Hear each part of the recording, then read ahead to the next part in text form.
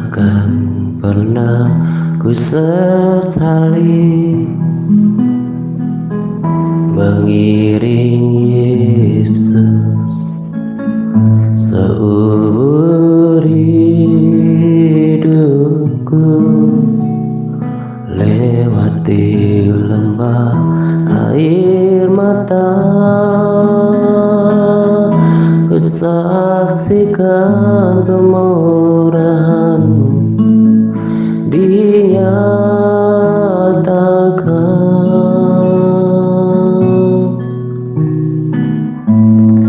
Berapapun harga yang harus ku bayar, ku kan tetap setia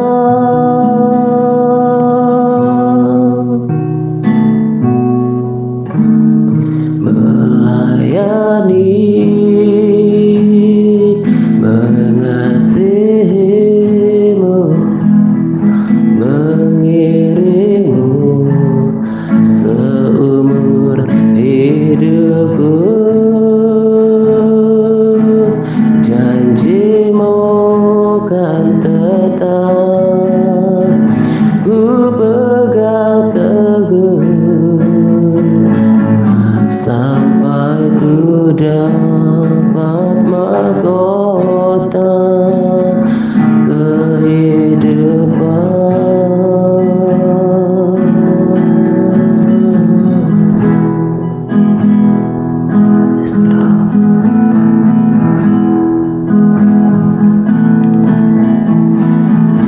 Tak akan pernah ku sesali mengiring Yesus seumur hidupku, lewati lembah air mata, ku saksikan kemuliaan-Mu dinyatakan.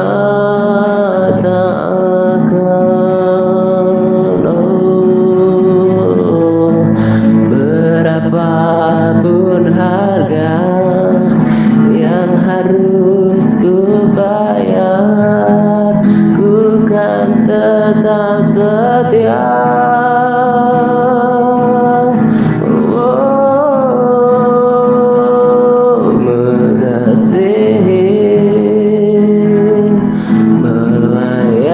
Melayani-Mu, mengiring-Mu seumur hidupku. Janji-Mu kan tetap ku pegang teguh sampai ku dapat mahkota kehidupan.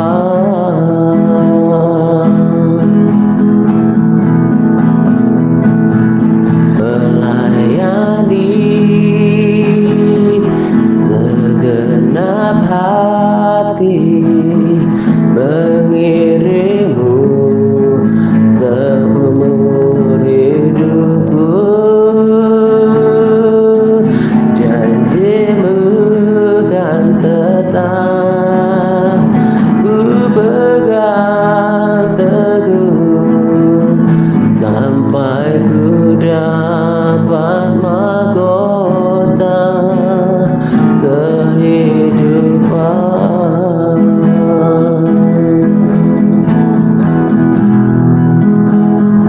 Mengasihi, melayani-Mu, mengiring-Mu seumur hidupku.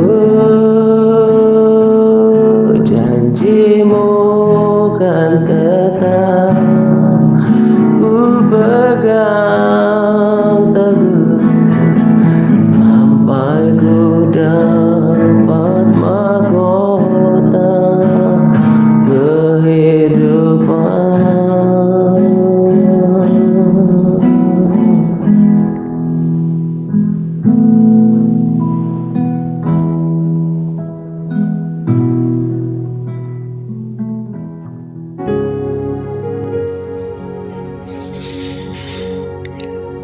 Shalom semuanya.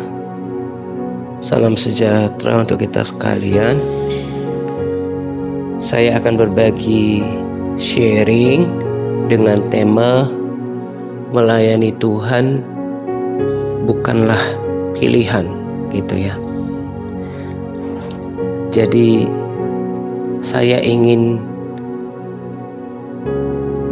menyadarkan kita kembali bahwa salah satu panggilan orang percaya sejati yang sudah mengalami kelahiran baru, yang pikirannya sudah dibukakan, apalagi telah mengalami perjumpaan pribadi dengan Tuhan, ya, dia harus mengerti, dan saya percaya bukan cuma mengerti, tetapi menghidupinya. Salah satu hal yang harus berbeda dari sikap hidup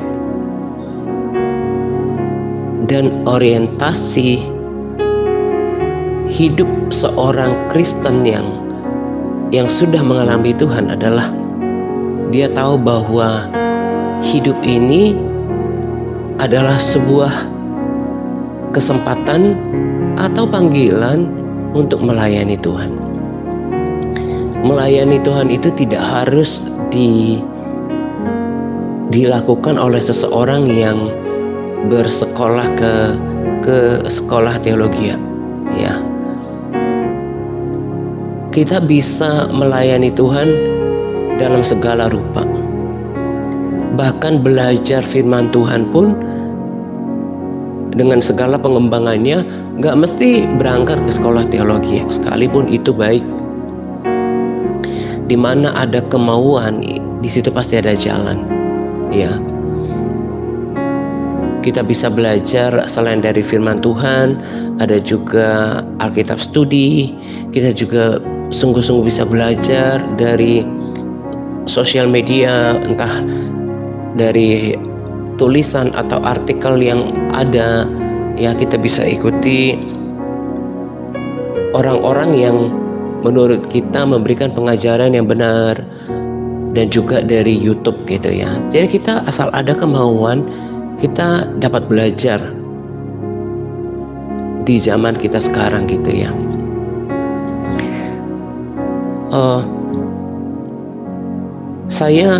Saya sendiri menyadari ini sepenuhnya bahwa ketika saya mengalami Tuhan, ya, tahun 98, gitu ya, lalu dimuridkan, dan saya sudah pernah saksikan satu hal yang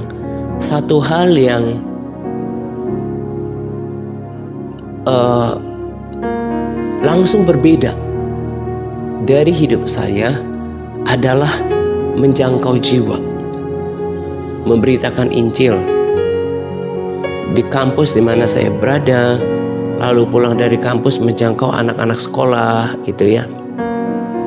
Saya tahu itu bukan karena perintah otoritas, gitu ya. Itu yang saya alami, sebuah perubahan nyata di dalam diri saya, menjadi sebuah kesukaan, keinginan, kemauan untuk memberitakan kebenaran, memberitakan Injil. Dan saya dapat bersaksi sekarang, sejak saya dulu mengalami Tuhan sampai sekarang, memang sebelum melayani pernah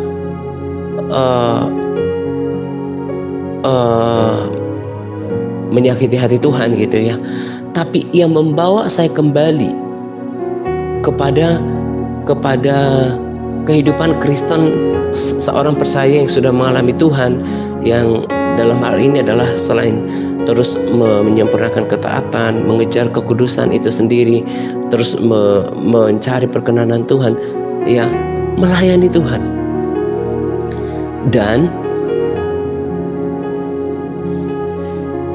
efeknya, tadi sekalipun saya katakan saya belum sempurna terus mengejar kesempurnaan, tapi dampak positifnya, berkat rohani atau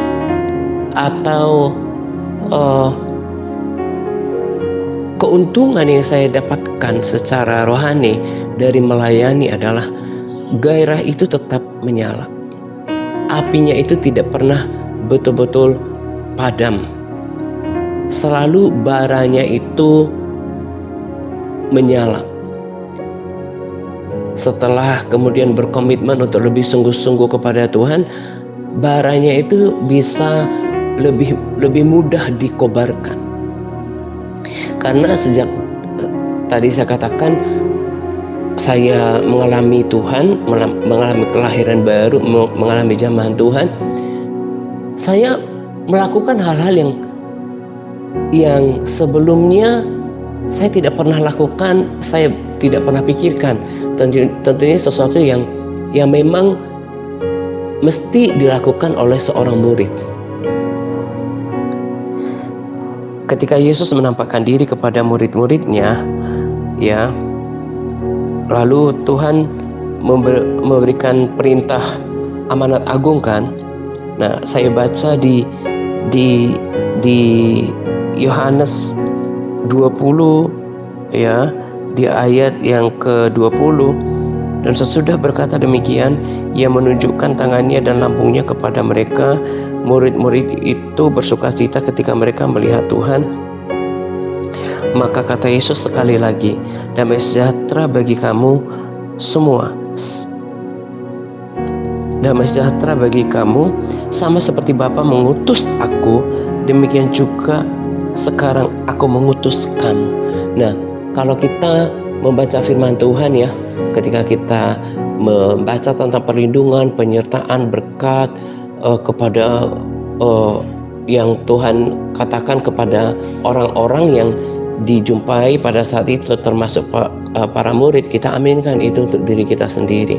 Tetapi giliran yang seperti ini, terlalu banyak orang Kristen merasa, oh itu bukan untuk saya, itu untuk pendeta, itu untuk penginjil, itu untuk para hamba Tuhan. Salah besar.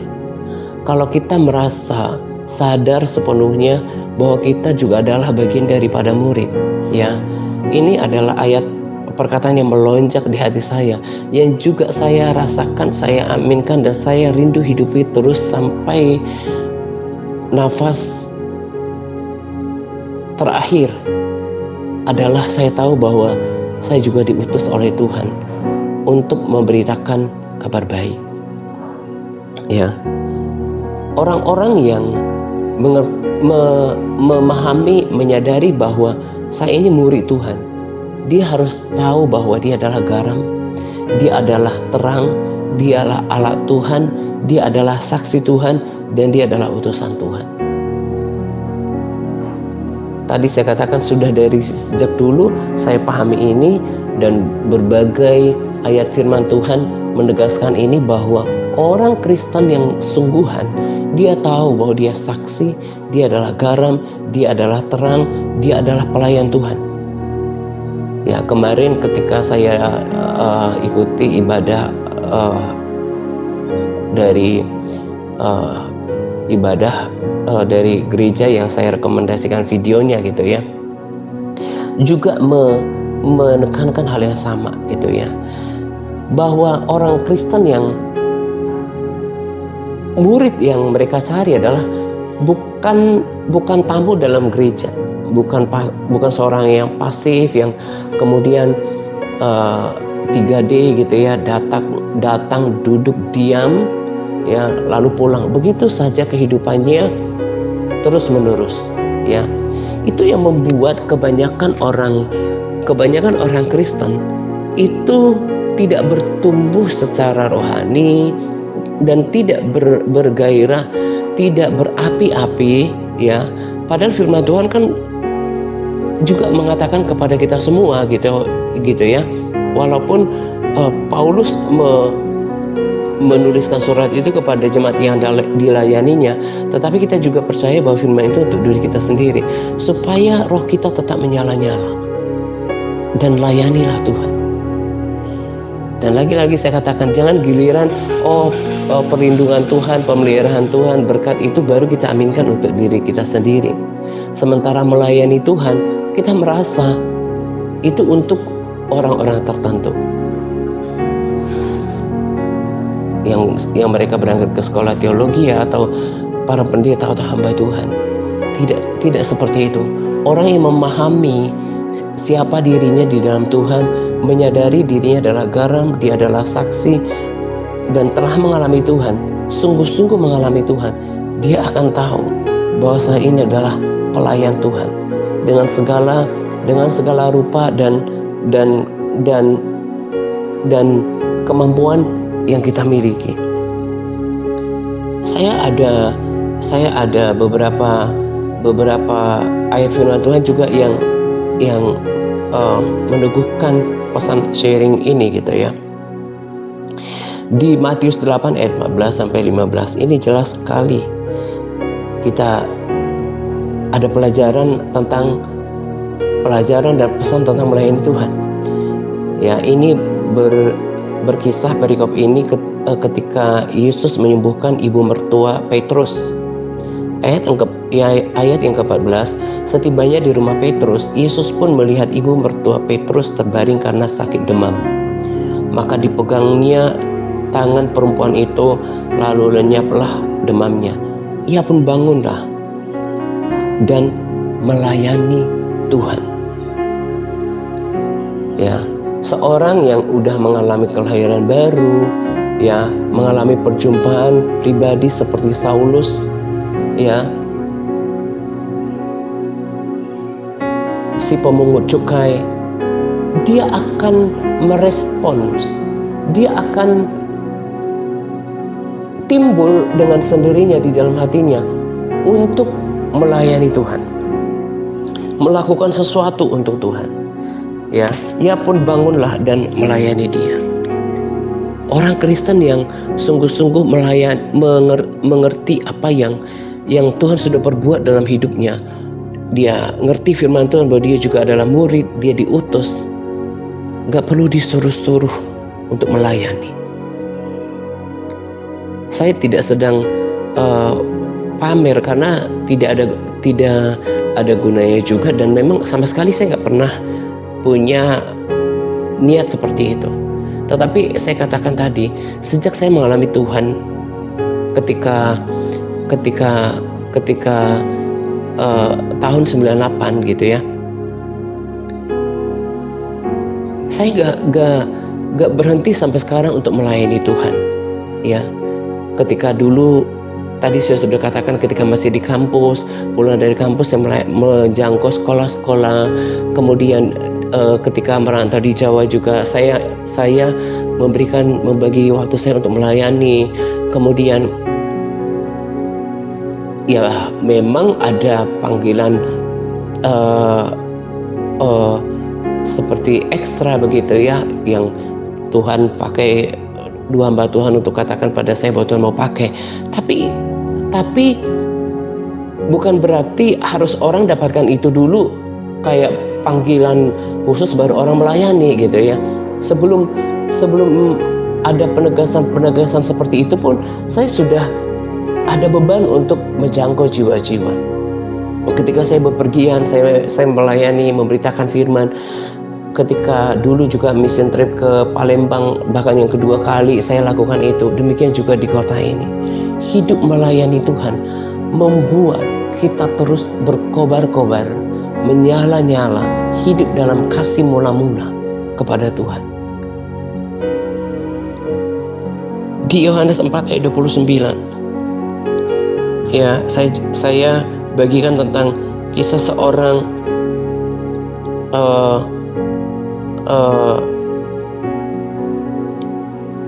perempuan Samaria ya, yang bertemu dengan Yesus di sebuah sumur gitu ya. ayat 29. Mari lihat, di sana ada seorang yang mengatakan kepadaku segala sesuatu yang telah kuperbuat. Mungkinkah dia Kristus itu? Ayat 30. Maka mereka pun pergi keluar kota lalu datang kepada Yesus. Dan banyak orang Samaria dari kota itu telah menjadi percaya kepadanya karena perkataan perempuan itu yang bersaksi. Ia mengatakan kepadaku segala sesuatu yang telah kuperbuat. Ayat 42. Dan mereka berkata kepada perempuan itu, kami percaya, tetapi bukan lagi karena apa yang kau katakan, sebab kami sendiri telah mendengar dia dan kami tahu bahwa dialah benar-benar juru selamat dunia. Kalau saja perempuan ini tidak bersaksi, maka tidak ada kerumunan orang yang percaya kepada Tuhan. Lihat, ketika ibu mertua Petrus itu mengalami kebaikan Tuhan, dia disembuhkan, dia bangkit melayani Tuhan. Kemudian juga perempuan Samaria yang sudah bertemu, mengalami perjumpaan pribadi dengan Tuhan, itu otomatis, gak perlu disuruh-suruh, dia akan melayani Tuhan. Tadi pagi saya betul-betul haru dan gak tahan meneteskan air mata ketika saya membaca satu perikop tentang Maria Magdalena, ya, yang sungguh-sungguh mencintai Tuhan. Maria ini adalah perempuan yang menuangkan minyak wangi yang mahal, ya, kepada Yesus, ya, yang dipandang sebagai yang Yesus katakan sebagai persiapan atas kematiannya, gitu ya. Terus saya baca ketika Yesus menampakkan diri kepada Maria Magdalena di ayat 11 sampai 18 gitu. Saya masuk dalam cerita ini, gitu ya. Saya masuk dalam kisah ini. Jadi dikatakan sini, tetapi Maria berdiri dekat kubur itu dan menangis.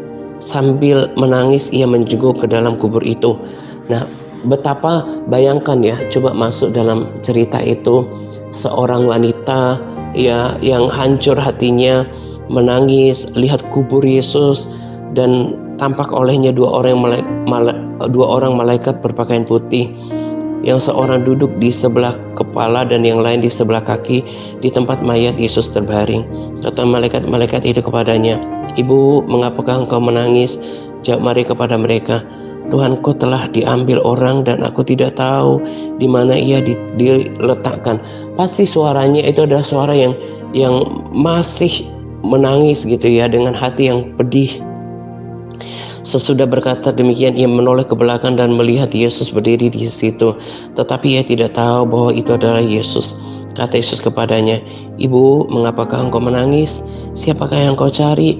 Maria menyangka orang itu adalah penunggu taman, lalu berkata kepadanya, Tuhan, jika Tuhan yang mengambil dia, katakanlah kepadaku, di manakah Tuhan meletakkan dia, supaya aku dapat mengambilnya. Kata Yesus kepadanya, Maria, Maria. Maria berpaling dan berkata kepadanya dalam bahasa Ibrani, Rabuni, artinya guru, ya. Maria yang diampuni dosanya, yang cinta Yesus, ya, yang cinta Yesus, yang memberikan hatinya kepada Tuhan. Dia memberikan yang berharga kepada Tuhan, dia memberikan hatinya kepada Tuhan, dan itu sungguh-sungguh menyenangkan hati Tuhan. Seperti inilah orang-orang yang sebetulnya telah mengalami Tuhan, ya. Ketika dia rasakan kebaikan Tuhan, pertolongan Tuhan, penyertaan Tuhan, dia akan tergerak, terdorong dari hatinya untuk melayani Tuhan. Orang-orang yang mengalami perjumpaan pribadi dengan Tuhan seperti perempuan Samaria, dia pun akan bersaksi tentang Tuhan, hidupnya diubahkan. Dia akan memberitakan tentang Yesus. Maria yang diampuni dosanya, memberikan yang terbaik kepada Tuhan dan mengasihi Tuhan. Dan tahukah apa yang kemudian yang didapatkan oleh Maria sebagai balasan kasihnya yang besar kepada Tuhan? Yesus menampakkan diri pertama kali kepada dia. Padahal sebelum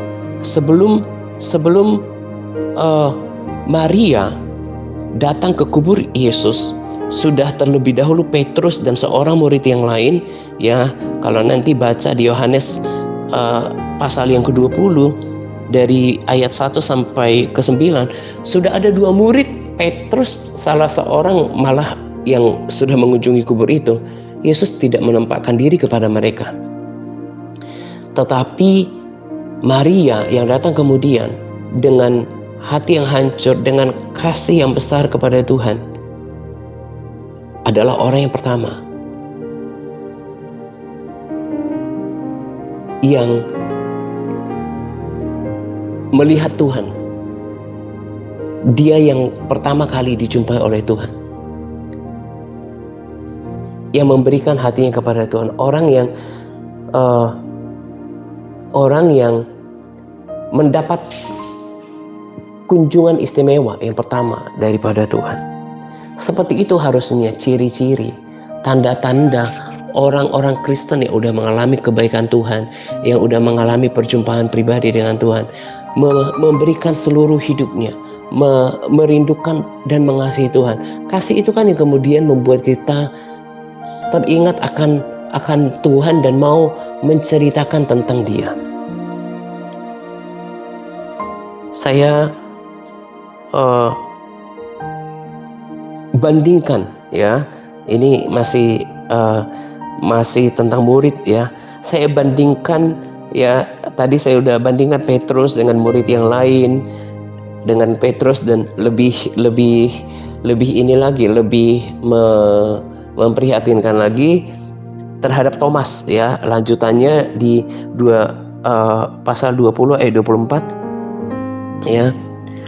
Thomas ayat 24 bilang begini, tetapi Thomas, seorang dari ke-12 murid itu, yang disebut Didimus, tidak ada bersama-sama mereka ketika Yesus datang ke situ, ya.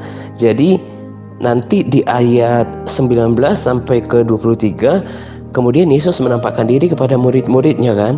Nah, tapi Thomas nggak ada di situ. Ayat 26, 8 hari kemudian murid-murid Yesus berada kembali dalam rumah itu dan Thomas bersama-sama dengan mereka.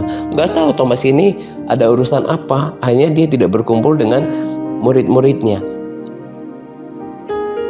Maria yang punya yang telah mengalami pemulihan masa lalu dengan Tuhan, gitu ya, memberikan hidupnya kepada Tuhan, melayani Dia, memberikan yang terbaik, kemudian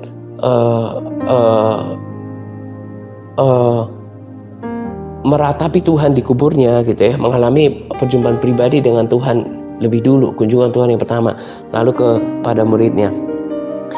Thomas, tahu kan, Thomas seorang yang tidak percaya, ya, yang tidak percaya kalau belum melihat buktinya, ya kan. 8 hari kemudian murid-muridnya Yesus berada kembali dalam rumah itu dan Thomas bersama-sama dengan mereka. Sementara pintu-pintu terkunci, Yesus datang dan Ia berdiri tengah-tengah mereka dan berkata, "Damai sejahtera bagi kamu." Kemudian Ia berkata kepada Thomas, "Taruhlah jarimu di situ dan lihatlah tanganku. Ulurkanlah tanganmu dan cucukkanlah ke dalam lambungku, dan jangan engkau tidak percaya lagi, melainkan percayalah." Nah, ini saya berikan sebagai tambahan, gitu ya, buat kita, bahwa kita bisa merenungkan, ya, kita bisa belajar dari antara manusia yang ada, yang kita saksikan sampai zaman sekarang, bahkan mulai dari para murid, gitu ya. Orang-orang kalau dia benar-benar sudah mengalami Tuhan, seperti tadi pun hal yang kelihatannya sederhana pun, ya, orang kalau sudah sungguh-sungguh mau belajar tentang Tuhan, mau mengenal Tuhan, lewat firman pun bisa mengalami perjumpaan pribadi dengan Tuhan, loh. Saya nggak pernah alamin ini dulu sebelum lahir baru. Dan ini bukan kali pertama saya mengalami haru yang sampai meneteskan air mata, ya, ketika masuk dalam sebuah cerita. Bagaimana dalam sebuah kisah tentang, misalnya tentang kasih Maria kepada Tuhan, tentang penderitaan Yesus yang dia dipermalukan, dia ditampar gitu ya. Itu mengalami perjumpaan pribadi dengan Tuhan yang akhirnya semakin mencintai dia, semakin masuk dalam kisah bagaimana kasihnya kepada diriku ini. Itu yang mendorong hati yang melayani itu akan tetap sampai garis finish pertandingan iman. Jadi kita yang sudah mengalami kebaikan Tuhan, ya, udah, kalau betul kita sudah mengalami perjumpaan pribadi dengan Tuhan, mengalami lahir baru, melayani itu adalah sesuatu atribut atau predikat atau kehidupan yang mestinya melekat di dalam diri kita. Gak perlu disuruh untuk melayani, karena itu datang dari hati. Melayani itu bukan untuk gengsi atau jabatan atau motivasi yang lain. Melayani itu adalah sebuah dedikasi terhadap Tuhan yang sudah melakukan banyak hal, yang sudah mengampuni dosa, yang melakukan kebaikan, yang sudah membalikkan masa lalu dengan hidup yang penuh pengharapan. Ada terlalu banyak alasan untuk melayani Tuhan. Jadi yuk kita lihat diri kita. Kalau kita terlalu fokus pada diri kita sendiri, kok kayaknya melayani itu berat ya, melakukan sesuatu untuk Tuhan itu berat ya. Jangan-jangan sekalipun kita dengarkan sharing, kita menyanyikan lagu-lagu orang harismatik gitu ya, lagu-lagu yang menurut kita menghidupkan roh kita, tapi kita belum sepenuhnya loh sebetulnya mengerti siapa kita di dalam Tuhan. Selain buah pertobatan, menurut saya tanda seseorang yang sudah mengalami Tuhan, mengalami kelahiran baru, dia tahu dia murid, dia akan hidup sebagai saksi dengan cara hidup yang Tuhan percayakan kepada dia, entah di marketplace, entah dengan perkataan, perbuatan, dan pemberitaan Injil. Dia pasti hidup di dalam itu. Tetapi kalau orang belum tahu kehendak Tuhan di dalam hidupnya, dia hanya peduli dan memikirkan dirinya sendiri. Dan adalah sebuah kehormatan kalau kita melayani Tuhan, sebab akan ada kemuliaan bagi setiap orang yang melayani Tuhan. Firman Tuhan juga berkata, orang yang mengasihi Yesus, ia akan dikasihi oleh Bapa. Dan upah itu sebetulnya hanya penyemangat saja. Dorongan untuk melayani itu harus timbul dari hati yang mengasihi Tuhan. Yuk periksa. Kalau ternyata di masa-masa sukar ini, ya, ternyata bisa ya kesesakan, pergumulan itu memadamkan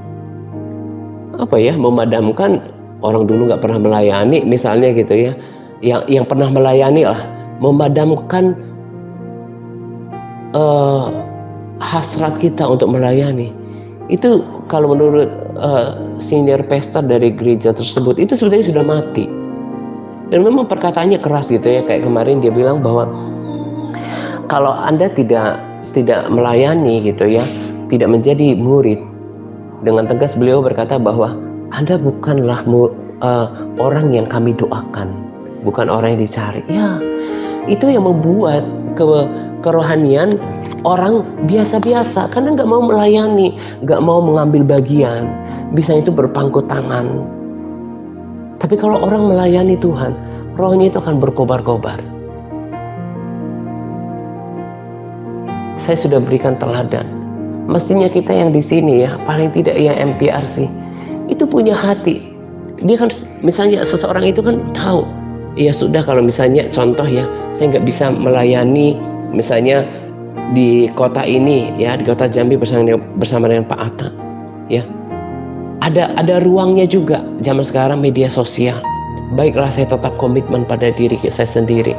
Saya membagi entah kesaksian, entah rekomendasi video, sharing, dibagikan ke tanpa komando.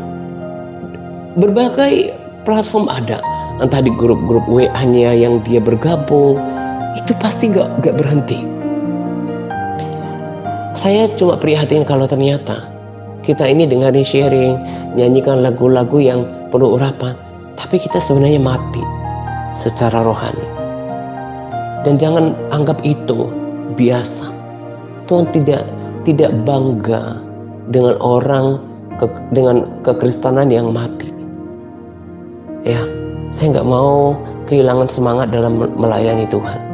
Saya akan terus mencintai Tuhan dan terus memberikan hidup yang terbaik kepada Tuhan. Melayani Tuhan itu adalah sesuatu yang menyukakan hati Dia, dan itu adalah salah satu yang Tuhan kehendaki untuk murid kita ini.